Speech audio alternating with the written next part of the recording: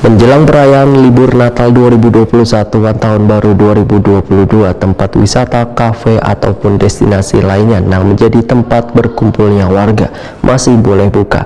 Momen Nataru di Banjarmasin ini lebih longgar dibandingkan tahun sebelumnya, dikarenakan dibatalkannya pemberlakuan pembatasan kegiatan masyarakat level 3 oleh pemerintah pusat.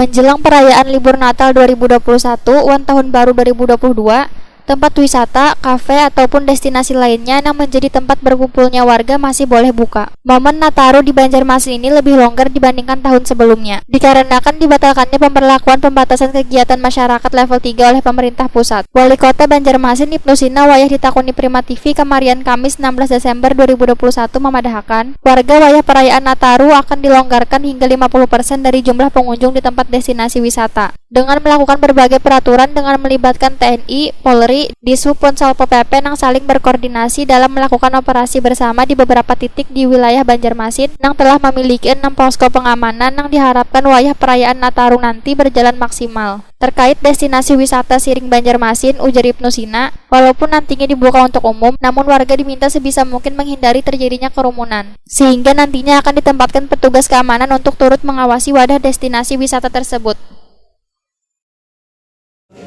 Masyarakat kita himbau tetap dengan protokol kesehatan. Kemudian jika ingin berkumpul pun harus ada pembatasan. Teknis nanti di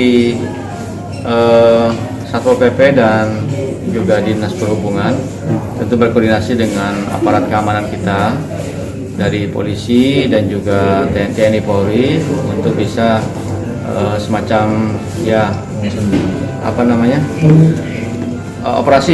operasi bersama. Kalau di Polres ada operasi lilin, kemudian kita siap backup bantu.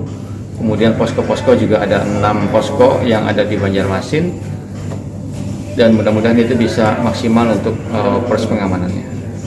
Ya, jadi untuk yang di Siring sedapat mungkin kita menghindari kerumunan, walaupun tetap dibuka aja untuk masyarakat.